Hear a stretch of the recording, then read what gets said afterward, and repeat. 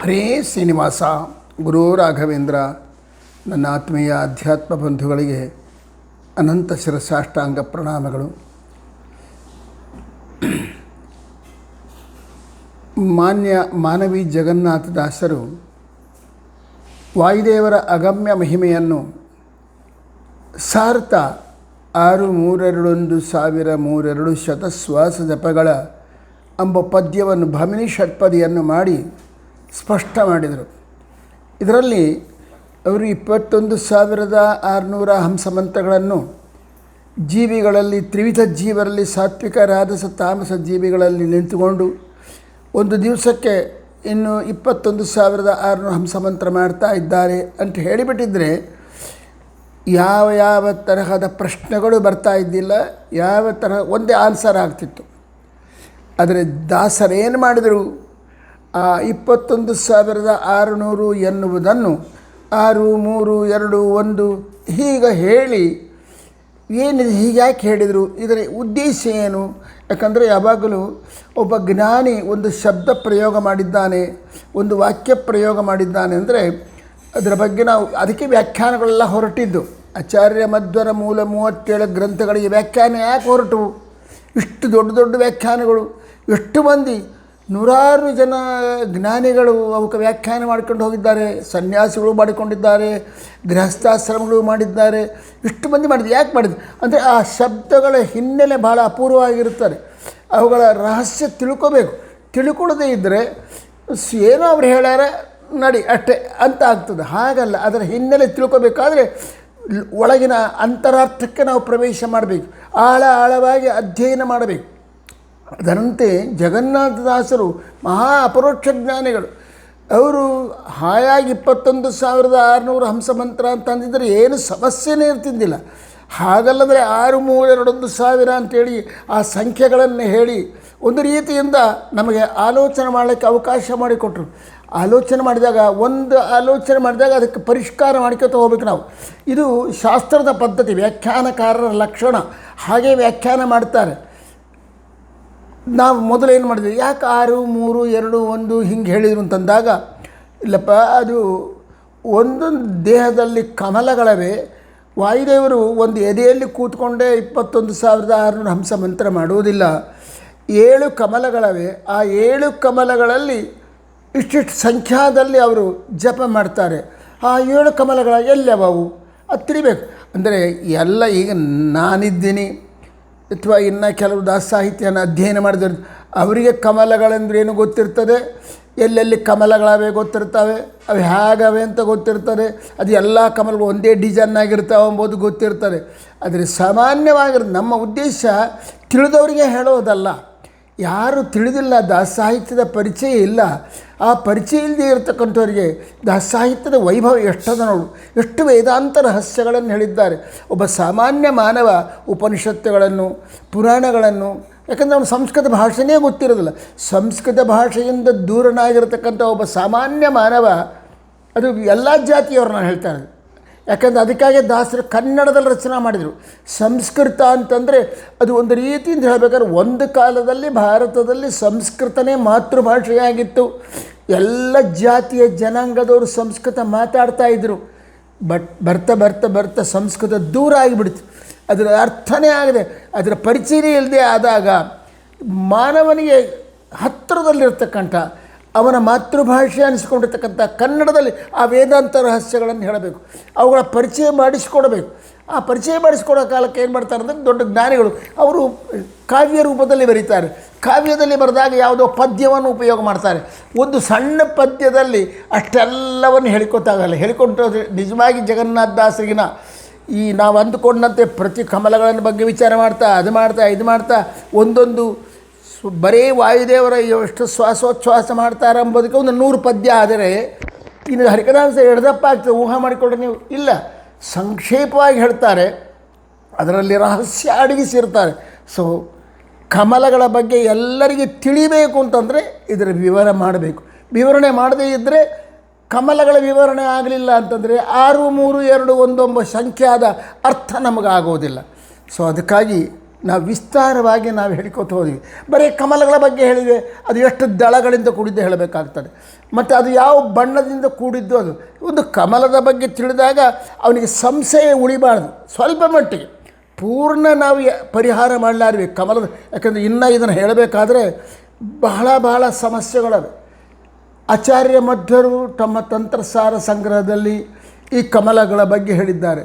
ಆದರೆ ಆಚಾರ್ಯರು ಹೇಳಿದ ಕಮಲಗಳ ಚಿಂತನೆಗೂ ವಿಜಯರಾಯರು ಹೇಳಿರ್ತಕ್ಕಂಥ ಕಮಲಗಳ ಚಿಂತನೆಗೂ ಮತ್ತು ಬೇರೆ ಬೇರೆ ದಾಸರು ಹೇಳಿದ ಚಿಂತನೆಗಳಿಗೂ ಬಹಳ ವ್ಯತ್ಯಾಸ ಅದ.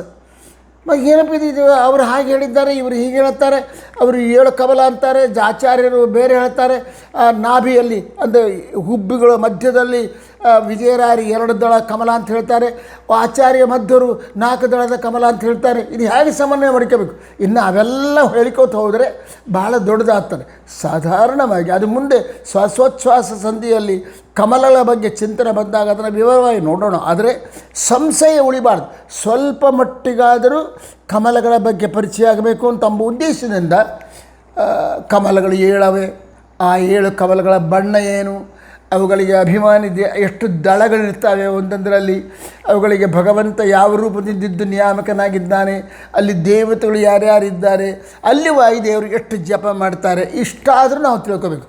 ಆಗ ಇದರಿಂದ ನೀನು ಮುಂದೆ ಇನ್ನೊಂದು ರೀತಿಯಿಂದ ನೋಡು ಅಂತ ನಮ್ಗೆ ಜನರಿಗೆ ಮಾರ್ಗದರ್ಶನ ಮಾಡೋಕ್ಕಾಗಿ ನೋಡಪ್ಪ, ಗರುಡ ಪುರಾಣದಲ್ಲಿ ಕಮಲಗಳು ಹೇಳಿದ್ದಾರೆ, ಆ ದಳಗಳನ್ನೇ ಹೇಳಿದ್ದಾರೆ. ಆದರೆ ಏನಾಗಿದೆ, ಅಲ್ಲಿರುವ ದೇವತೆಗಳನ್ನು ವ್ಯತ್ಯಾಸ ಮಾಡಿದ್ದಾರೆ. ಗರುಡ ಪುರಾಣ ಹೇಳ್ತದೆ ಗಣಪತಿ, ಹೀಗೆ ಶಿವ ಇವ್ರ ವೇದಸ್ಸು ಅಂತ, ಬ್ರಹ್ಮ ಇವ್ರ ಹೆಸರು ಹೇಳ್ತದೆ. ವಿಜಯರಾಯರು ಭಗವಂತನ ರೂಪಗಳನ್ನು ಹೇಳ್ತಾರೆ. ಅದು ಹೇಗೆ ಅಂತ ಚಿಂತನೆ ಕೊಟ್ಟರೆ ಇದ್ರ ವಿಚಾರ ಮತ್ತೆ ಎಲ್ಲೆಲ್ಲಿ ಹೇಳಿದ್ದಾರೆ ಎಂಬ ಆಲೋಚನೆ ಬರ್ತದೆ. ನಾವು ಇನ್ನೂ ತಿಳ್ಕೋಬೇಕು ಎಂಬ ಜಿಜ್ಞಾಸೆ ಬರ್ತದೆ. ಅದು ಕಾರಣವೇ ಇಷ್ಟು ವಿಸ್ತಾರವಾಗಿ ಹೇಳ್ತಾ ಹೋಗಿದ್ದು. ಉದ್ದೇಶ ಇಷ್ಟೇ ಹೊರತಾಗಿ ನಿಮ್ಮೆಲ್ಲರಿಗೆ ಇದರ ಪರಿಚಯ ಸ್ವಲ್ಪ ಆದರೂ ಆಗಲಿ, ಅದರಿಂದ ಜೀವನ ಧನ್ಯ ಆಗಲಿ ಎಂಬ ಭಾವನೆಯಿಂದ ವಿಸ್ತಾರವಾಗಿ ಹೇಳಲಾಯಿತು. ನಂತರದಲ್ಲಿ 16 ದಳದ ಕಮಲ ಬಗ್ಗೆ ವಿಜಯರಾಯರು ಏನು ಹೇಳ್ತಾರೆ, ಅಲ್ಲಿ ವಿಜಯರಾಯರು ಅಂತಾರೆ ನಾರಾಯಣ ಇರ್ತಾನೆ ಅಂತ ಹೇಳ್ತಾರೆ. 16 ದಳದ ಕಮಲದಲ್ಲಿ ಅದು ಇಂದ್ರಯೋನಿಯಲ್ಲಿ ಅಂತ ಇದರ ಬಗ್ಗೆ ಹೇಳಿದ್ದೀನಿ. 16 ದಳದ ಕಮಲದಲ್ಲಿ ನಾರಾಯಣ ಇದ್ದಾನೆ ಅಂತ ನಮ್ಮ ವಿಜಯಪ್ರಭುಗಳೇ ಮೊದಲಾದವರು ಹೇಳ್ತಾರೆ. ಆದರೆ ಗರುಡ ಪುರಾಣ ಹೇಳ್ತದೆ ಗೊತ್ತಾ, ಜೀವ ಇರ್ತಾನೆ ಅಂತಂತದೆ. ಜೀವ ಎಂಬುದು ಅರ್ಥ ಏನೋ ಅದರ ಬಗ್ಗೆ ಆಮೇಲೆ ಚಿಂತನೆ ಮಾಡೋಣ. ಏನು ಜೀವ ಇದ್ದಾನೆ ಅಂತ ಇವ್ರು ಹೇಳ್ತಾರೆ, ಗರುಡ ಪುರಾಣ ಹೇಳ್ತದೆ. ಮತ್ತು ವಿಜಯರಾಯರೇ ಮೊದಲಾದವರು ಅಲ್ಲಿ ನಾರಾಯಣ ಇದ್ದಾನೆ ಅಂತಾರೆ. ಹೇಗೆ ಇದಕ್ಕೆ ಸಮನ್ವಯ ಮಾಡ್ಕೊಂಬೋದು? ಹೇಗೆ, ಯಾವುದು ಜೀವನ ಅಥವಾ ನಾರಾಯಣನ? ಇಲ್ಲ, ಜೀವ ಬೇರೆಯಲ್ಲ, ನಾರಾಯಣ ಬೇರೆಯಲ್ಲ. ಅವು ಪರ್ಯಾಯ ಪದಗಳು, ಎರಡು ಒಂದೇ ಅರ್ಥವನ್ನು ಹೇಳ್ತವೆ. ಸಂಸ್ಕೃತದಲ್ಲಿರುವ ಭಗವಂತನ ಹೆಸರುಗಳು ಇರಬಲ್ಲ, ಅವು ಸಂಕ್ಷೇಪವಾದಲ್ಲ, ಒಂದೇ ಅರ್ಥದಲ್ಲಿರೋದಿಲ್ಲ. ಒಂದು ನಾರಾಯಣ ಶಬ್ದಕ್ಕೆ 100 ಅರ್ಥಗಳನ್ನು ಹೇಳಬಹುದು. ಅದನ್ನು ಹೇಳಿದ್ದಾರೆ, ಈಗಿನ ಜ್ಞಾನಿಗಳೇ ಹೇಳಿದ್ದಾರೆ. ಅದು ವ್ಯಾಖ್ಯಾನಗಳವೇ, ಪುಸ್ತಕಗಳವೆ. ಆಚಾರ್ಯ ಮಧ್ವರು ಹೇಳ್ತಾರೆ ವಿಷ್ಣು ಸಹಸ್ರನಾಮ ಅದಲ್ಲ, ಅದರಲ್ಲಿ ಒಂದೊಂದು ನಾಮಕ್ಕೆ 100 ಅರ್ಥಗಳು ಅಂತ ಹೇಳ್ತಾರೆ. ಆ 100 ಅರ್ಥಗಳನ್ನು ನೋಡಿದಾಗ ನಾರಾಯಣ ಶಬ್ದದ ಅರ್ಥ, ನರ ಎಂಬ ಶಬ್ದ ಅರ್ಥ ಎರಡೂ ಒಂದೇ ಆಗ್ತದೆ. ಇದರಲ್ಲಿ ಏನು ಚಿಂತೆ ಮಾಡಬೇಕಾಗಿ, ಹೇಗೆ ಜೀವತಿ ಪ್ರಾಣಾನ್ ಧಾರಯತಿ ಸ್ಥಾಪಯತಿ ಇತಿ ಜೀವ. ಭಗವಂತನಿಗೆ ಜೀವ ಅಂತ ಕರೀತಾರೆ. ಯಾಕೆ ಜೀವ ಅಂತ ಕರೀತಾರೆ? ಜೀವಯತಿ ಪ್ರಾಣಾನ್ ಧಾರಯತಿ, ಜೀವಿಸುವಂತೆ ಮಾಡ್ತಾನೆ. ಆ ಪ್ರಾಣಗಳನ್ನು ಗಟ್ಟಿಯಾಗಿ ಹಿಡ್ಕೊಂಡು ಕೂತ್ಕೊಂಡಿರ್ತಾನೆ. ಜೀವಿಯ ಪ್ರಾಣ ಅಂತ ಏನದಲ್ಲ, ಅದನ್ನು ಹಿಡ್ಕೊಂಡು ಕೂತ್ಕೊಂಡಿರ್ತಾನೆ. ಅದ ಕಾರಣ ಭಗವಂತನಿಗೆ ಜೀವ ಜೀವ ಅಂಥೇಳಿ. ಜೀವಯತಿ ಪ್ರಾಣಾನ್ ಧಾರಯತಿ ಇತಿ ಜೀವ. ಇನ್ನು ಜೀವ ಪ್ರಾಣಧಾರಣೆ ವಿಷ್ಣು ಜೀವ ಇತಿ ಪ್ರೋಕ್ತ. ಭಗವಂತ ವಿಷ್ಣು ಜೀವಿಯ ಪ್ರಾಣವನ್ನು ಧರಿಸಿ ಇರ್ತಾನೆ. ಆದ ಕಾರಣ ಆ ವಿಷ್ಣುವಿಗೆ, ಭಗವಂತನಿಗೆ ಏನು ಹೇಳ್ತಾರೆ? ಜೀವ ಜೀವ ಅಂತ ಕರೀತಾರೆ. ಪ್ರಾಣಂ ಧಾರಯತೆ ಯಸ್ಮಾತ್ ಸಜೀವ ಪರಮೇ. ಇದರನ್ನೇ ಬೇರೆ ಬೇರೆ ಪುರಾಣಗಳು, ಬೇರೆ ಬೇರೆ ಶ್ರುತಿವಾಕ್ಯಗಳು ಒಂದೊಂದು ರೀತಿ. ಒಟ್ಟಿನ ಮೇಲೆ ಇದರ ಸಾರಾಂಶ ಇಷ್ಟೇ, ಎಲ್ಲ ವಾಕ್ಯಗಳ ಸಾರಾಂಶ. ಭಗವಂತ ಜೀವಿಯನ್ನು ಜೀವಿಸುವಂತೆ ಮಾಡ್ತಾನೆ. ಅವನ ಪ್ರಾಣಗಳಿಗೆ ರಕ್ಷಕನಾಗಿ ಅವುಗಳನ್ನು ಧರಿಸಿ ಇರ್ತಾನೆ. ಆದ ಕಾರಣ ಆ ಭಗವಂತನಿಗೆ, ನಾರಾಯಣನಿಗೆ ಜೀವ ಜೀವ ಅಂತ ಹೆಸರು. ಸೊ ಜೀವ ಶಬ್ದಕ್ಕೆ ನಾವು ಅರ್ಥ ಮಾಡಿಕೊಂಡ್ವಿ. ಜೀವ ಅಂದರೆ ಜೀವಿ ಅಲ್ಲ, ಅಂದರೆ ನಾವಲ್ಲ, ಮತ್ತು ಯಾರು? ನಮ್ಮ ಪ್ರಾಣಗಳನ್ನು ರಕ್ಷಣೆ ಮಾಡತಕ್ಕಂಥ, ನಮ್ಮ ಉಳಿವಿಗೆ ಕಾರಣೀಭೂತನಾಗಿರತಕ್ಕಂಥ, ನಮ್ಮ ಪ್ರಾಣಗಳನ್ನು ಧರಿಸಿರತಕ್ಕಂಥ ಭಗವಂತ ಅಂತ ಅರ್ಥ ಆಯಿತು. ಸೊ ನರ ಅಂತ ಅರ್ಥ ಆಯಿತು. ಇದೇ ಅರ್ಥವನ್ನೇ ನಾರಾಯಣ ಹೇಳ್ತದೆ. ನರೀಯತೆ ಇತಿ ಜೀವಾಹ ನಾರಾಹ, ಅಂದರೆ ನಾಶವಿಲ್ಲದವರಾದ ಕಾರಣ ಜೀವಿಗಳಿಗೆ ನಾರ ನಾರ ಅಂತ ಕರೀತಾರೆ. ನ ರೀಯತೆ ಅಂದರೆ ರೀಯತೆ ಅಂದರೆ ನಾಶ ಆಗೋದು, ನರೀಯತೆ ನಾಶವಾಗದೇ ಇರೋದು. ಹೌದು, ಕೃಷ್ಣ ಹೇಳ್ತಾನೆ ಭಗವದ್ಗೀತೆಯಲ್ಲಿ ಅಚ್ಛೇದ್ಯೋಯಂ ಅಭೇದ್ಯೋಯಂ ಅಂಥೇಳಿ. ಇದು ಜೀವಿಗೆ ನಾಶ ಇಲ್ಲ. ಅರ್ಜುನ, ನೀನು ದುಃಖ ಪಡ್ತಾ ಇದ್ದೀಯಲ್ಲ, ಯಾತಕ್ಕೆ ದುಃಖ ಪಡ್ತಾ ಇದೆಯಾ? ಅಯ್ಯೋ, ನನ್ನ ಬಂಧುಗಳು ಗುರುಗಳು ಎಲ್ಲರೂ ಸತ್ತು ಹೋಗ್ತಾರೆ, ನನ್ನ ಬಾಣ ಹೊಡೆದ್ಬಿಟ್ರೆ. ಸಾಯೋದು ಯಾವುದು ಗೊತ್ತನಾ? ಆ ಅಶ್ವತ್ಥಾಮ ಸಾಯಲ್ಲ, ಅಶ್ವತ್ಥಾಮನ ಒಳಗಿರ್ತಕ್ಕಂಥ ಸೋಲು ಸಾಯೋದಲ್ಲ, ಭೀಷ್ಮಾಚಾರ್ಯರ ಸೋಲು ಸಾಯೋದಿಲ್ಲ, ದ್ರೋಣಾಚಾರ್ಯರ ಸೋಲು. ಅದೇ ಪ್ರಕಾರ ನಿನ್ನ ಅಣ್ಣಂದರು ಅನಿಸ್ಕೊಳ್ತಕ್ಕಂಥ ದುರ್ಯೋಧನಾದಿಗಳ ಪ್ರಾಣ ಹೋಗಲ್ಲ. ಮತ್ತು ಯಾವುದು ಹೋಗ್ತದೆ? ಮೇಲಿರುವ ಶರೀರ ಹೋಗ್ತದೆ ಅಷ್ಟೇ. ಶರೀರ ಅದು ಯಾವಾಗಲೂ ಅಶಾಶ್ವತ, ಅದು ಸ್ಥಿರವಲ್ಲ. ಜೀವಿ ಶಾಶ್ವತ, ಅವನಿಗೆ ಸಾವು ಎನ್ನುವುದೇ ಇಲ್ಲ ಅಂತ ಕೃಷ್ಣ ಹೇಳ್ತಾನೆ, ಸ್ಪಷ್ಟವಾಗಿ ಹೇಳ್ತಾನೆ. ಅದ ಕಾರಣ ನರೀಯತೆ ಇತಿ ನಾರಾಹ ಜೀವಾಹ, ಸಾವು ಇಲ್ಲದೇ ಇರತಕ್ಕಂಥವನು ಯಾರೋ ಅವನು ಜೀವಿ ಅಂತ. ನಾರಾಹ ಅಥವಾ ನರರ ಜೀವಿಗಳ ಸಮೂಹಕ್ಕೆ ನಾರ ಅಂತ ಕರೀತಾರೆ. ಇಂಥವರಿಗೆ ಆಶ್ರಯನಾದವನು, ಇಂಥವರಿಗೆ ಆಶ್ರಯ. ನರಾಣಾಂ ಆಶ್ರಯ ಅಯನಂ ತೇಷಾಂ ಅಯನಂ ನಾರಾಯಣ. ಜೀವಾನಾಂ ಜೀವಿಗಳ ಸಮೂಹಕ್ಕೆ ಭಗವಂತ ಆಶ್ರಯನಾಗಿರ್ತಕ್ಕಂಥವನು. ಇಂಥ ಆಶ್ರಯನಾಗಿರ್ತಕ್ಕಂಥ ಪರಮಾತ್ಮನಿಗೆ ನಾರಾಯಣ ನಾರಾಯಣ ಅಂತ ಕರೀತಾರೆ. ಸೊ ಇವಾಗ ಏನಾಯಿತು? ನರ ಅಂತಂದರು ಮತ್ತು ನಾರಾಯಣ ಅಂತಂದರು ಒಂದೇ ಅರ್ಥ. ಜೀವಿಗಳ ಉಳಿವಿಗೆ ಕಾರಣನಾದವನು, ಅವುಗಳನ್ನು ಧರಿಸಿರುವವನಿಗೆ ನರ ಅಂತ ಕರೀತಾರೆ. ಜೀವಿಗಳ ಸಮೂಹವನ್ನು ನಿರಂತರ ಅವುಗಳಿಗೆ ಆಶ್ರಯನಾಗಿ ಅವನ್ನು ರಕ್ಷಣೆ ಮಾಡುವವನಿಗೆ ನಾರಾಯಣ ಅಂತಾರೆ. ಆಗ ನಾರಾಯಣ ಶಬ್ದಕ್ಕೂ ನರ ಶಬ್ದಕ್ಕೂ ಏನೊಂದು ವ್ಯತ್ಯಾಸ ಇಲ್ಲ. ಆದ ಕಾರಣ ಗರುಡ ಪುರಾಣ ನರ ಅಂತ ಹೇಳಿದರು ಒಂದೇ, ವಿಜಯದಾಸಾದಿ ಪ್ರಭುಗಳು ನಾರಾಯಣ ಅಂತ ಹೇಳಿದರು ಒಂದೇ. ಶಬ್ದ ವ್ಯತ್ಯಾಸ ಮಾಡಿ. ಯಾಕೆ ಹಿಂಗೆ ಶಬ್ದ ವ್ಯತ್ಯಾಸ ಮಾಡಿ ಹೇಳಬೇಕು ಅಂದರೆ, ನಿನಗೆ ಪರಿಚಯ ಆಗಲಿ, ನಿನಗೆ ಆಲೋಚನೆಗೆ ಸಿಗಲಿ ಭಗವಂತನ ನಾಮಗಳು ಎಷ್ಟು ಪ್ರಭಾವಪೂರ್ಣವಾದ್ದು ಅಂತ ನಿನಗೆ ಆಲೋಚನೆ ಬರಲಿ ಎಂಬ ಉದ್ದೇಶದಿಂದ ಗರುಡ ಪುರಾಣ ನರ ಅಂತ ಹೇಳಿತು. ಮಹಿತಾತ್ಮರಾದ ವಿಜಯದಾಸಾದಿ ಪ್ರಭುಗಳೇ ಏನು ಹೇಳಿದರು? ನಾರಾಯಣ ನಾರಾಯಣ ಅಂತ ಹೇಳಿದರು. ಇದಾದ ಮೇಲೆ ಇನ್ನು ದ್ವಿದಳ ಕಮಲ, ಭ್ರೂ ಮಧ್ಯದಲ್ಲಿ ಎರಡು ಹುಬ್ಬುಗಳ ಮಧ್ಯದಲ್ಲಿ ದ್ವಿದಳ ಕಮಲ ಇದೆ. ಆ ದ್ವಿದಳದ ಕಮಲದಲ್ಲಿ ಎಷ್ಟು ಸುಂದರವಾದ ಶಬ್ದಗಳು ನೋಡಿವು. ಗರುಡ ಪುರಾಣ ಹೇಳ್ತದೆ ಗುರು ಇದ್ದಾನೆ ಅಂತದೆ. ವಿಜಯಪ್ರಭುಗಳು ಏನು ಹೇಳ್ತಾರೆ? ಅವರೇ ಮೊದಲಾದವರು ಕೃಷ್ಣ ಅಂತ ಹೇಳ್ತಾರೆ. ಅಂದರೆ ದ್ವಿದಳ ಕಮಲದಲ್ಲಿ, ಹುಬ್ಬುಗಳ ಮಧ್ಯದಲ್ಲಿರುವ ದ್ವಿದಳ ಕಮಲದಲ್ಲಿ ಗುರು ಇದ್ದಾನ ಅಥವಾ ಕೃಷ್ಣ ಇದ್ದಾನ? ಏನು ಚಿಂತೆ ಮಾಡಬೇಡ. ಕೃಷ್ಣ ಅಂದರೂ ಒಂದೇ, ಗುರು ಅಂದರೂ ಒಂದೇ. ಗುರು ಅಂತಂದ್ರೆ ಏನು? ಗೃಹಾತಿ ವಿದ್ಯಾ ಉಪದಿಶತಿ ಇತಿ ಗುರು. ಅಂದರೆ ಶಿಷ್ಯನನ್ನು ಹತ್ತಿರ ಕರ್ಕೊಂಡು ಒಬ್ಬ ವ್ಯಕ್ತಿಯನ್ನು ಅವನಿಗೆ ವೇದಾಂತ ವಿಜ್ಞಾನವನ್ನು ಉಪದೇಶ ಮಾಡುವವನು ಯಾವನೋ ಅವನಿಗೆ ಗುರು ಅಂತ ಕರೀತಾರೆ. ಬರೇ ಯಾವುದೋ ಲೌಕಿಕವಾದ ಪಾಠಗಳನ್ನು ಹೇಳುವವನು ಗುರು ಇಲ್ಲ ಅಂತ ನಾವು ಅಂಬೋದಿಲ್ಲ. ಬಟ್ ಅವನೊಬ್ಬರೇ ಗುರು ಅಲ್ಲ. ನಿಜವಾದ ಗುರು ಯಾರು ಅಂದರೆ, ಜೀವಿಯ ಆತ್ಮೋದ್ಧಾರ ಆಗಲಿಕ್ಕೆ ಯಾವ ವಿದ್ಯೆಯನ್ನು ಹೇಳಿದರೆ ಆ ಜೀವಿ ಉದ್ಧಾರ ಆಗ್ತಾನೋ ಅಂಥ ಉಪದೇಶವನ್ನು ಮಾಡುವ ಜೀವಿ ಗುರು ವ್ಯಕ್ತಿಗೆ ನಿಜವಾದ ಗುರು ಅಂತ ಕರೀತಾರೆ. ಜೀವಿ ಎಷ್ಟು ಸಂಪಾದನೆ ಮಾಡಿದರು, ಲೌಕಿಕವಾದ ರೀತಿಯಲ್ಲಿ ಎಷ್ಟು ಸಂಪಾದನೆ ಮಾಡಿದರು, ಅವೆಲ್ಲವೂ ನಶ್ವರ. ಅವುಗಳಿಂದ ಅವನ ಆತ್ಮೋದ್ಧಾರ ಆಗೋದಿಲ್ಲ. ಮನೆ ಕಟ್ಟಿಸ್ತಾನೆ ಜೀವಿ, ಅದಕ್ಕೆ ಬೇಕಾದ ರೀತಿಯಲ್ಲಿ ಸಂಪಾದನೆ ಮಾಡ್ತಾನೆ, ಅದಕ್ಕೆ ಬೇಕಾದ ವಿದ್ಯೆಯನ್ನು ಕಲಿತಾನೆ, ದೊಡ್ಡ ಇಂಜಿನಿಯರ್ ಆಗ್ತಾನೆ, ದೊಡ್ಡ ಮನೆ ಕಟ್ತಾನೆ, ದೊಡ್ಡ ಪ್ರಾಪರ್ಟಿ ಮಾಡ್ಕೋತಾನೆ, ಎಲ್ಲ ಮಾಡ್ತಾನೆ. ಆದರೆ ಹೋಗುವಾಗ ಇವು ಯಾವನ್ನು ತೊಗೊಂಡು ಹೋಗೋದಿಲ್ಲ. ಸೊ ಈ ವಿದ್ಯೆ ಏನಾಯಿತು ಅಂದರೆ ಹೊಟ್ಟೆಗೆ ಗೇಣು ಬಟ್ಟೆಗೆ ಉಪಯೋಗ ಆಯಿತು. ಲೌಕಿಕವಾದ ವಿದ್ಯೆ ಅದು ವ್ಯರ್ಥ ಮಾತ್ರ ಅಲ್ಲ, ವ್ಯರ್ಥ ಅಂತ ನಾನು ಹೇಳ್ತಾ ಇಲ್ಲ. ಒಬ್ಬ ಮಾನವ ಹುಟ್ಟಿದ ಮೇಲೆ ಜೀವನ ಮಾಡಲಿಕ್ಕೆ ಏನು ಬೇಕು ಅದನ್ನು ಆ ವಿದ್ಯೆ ಕಲ್ಪನೆ ಮಾಡಿ ಕೊಡ್ತು, ಒದಗಿಸಿ ಕೊಡ್ತು. ಅಂದರೆ ಹೊಟ್ಟೆಗಾಗಿ ಅದು ಆ ವಿದ್ಯೆ ಉಪಯೋಗ. ಆದರೆ ಅವನ ಆತ್ಮೋದ್ಧಾರಕ್ಕೆ ಕಾರಣ ಆಗಲಿಲ್ಲ. ಅವನು ಯಾಕೆ ಬಂದಾನೆ ಜೀವಿ? ಅವನು ಏನು ಗಮ್ಯ ಸೇರಬೇಕು, ಎಲ್ಲಿ ಸೇರಬೇಕು? ಈ MBBS ಆಗಿಬಿಟ್ರೆ ಆಯ್ತಾ, ಅದೇನಾ ಜೀವಿಯ ಗಮ್ಯ? ಅಲ್ಲ. ಭಗವಂತನ ಹತ್ರ ಹೋಗೋದು. ಅದು ಭಗವಂತ ಅಂದರೆ ವಿಷ್ಣು ಅಂದ್ಕೊಡ್ರಿ, ಶಿವ ಅಂದ್ಕೊಡ್ರಿ, ನಿಮ್ಮ ಇಷ್ಟ ಬಂದಿದ್ದು ಅಂದ್ಕೊಡ್ರಿ, ಯಾವುದನ್ನು ನಿಮ್ಗೆ ಇಷ್ಟವಾದ ದೈವವನ್ನು ಚಿಂತೆ ಮಾಡಿರಿ.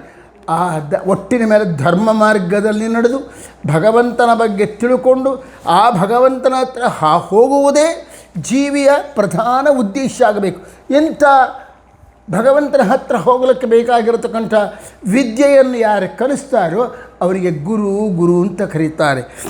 ಗೃಹ್ಣಾತಿ ವಿದ್ಯಾ ಉಪದಿಶತಿ ಇತಿ ಗುರು. ಇನ್ನು ಎರಡನೇದು ಹೇಳ್ತಾರೆ, ಗಿರತಿ ಅಜ್ಞಾನಂ ನಾಶಯತಿ ಇತಿ ಗುರು. ತನ್ನ ಬಳಿಗೆ ಬಂದ ವ್ಯಕ್ತಿಯ ಅಜ್ಞಾನವನ್ನು ಹೋಗಲಾಡಿಸಿ ಅವನಲ್ಲಿ ಜ್ಞಾನ ಜ್ಯೋತಿಯನ್ನು ಯಾರು ಬೆಳಗಿಸ್ತಾರೋ ಅವನಿಗೆ ಗುರು ಅಂತ ಕರೀತಾರೆ.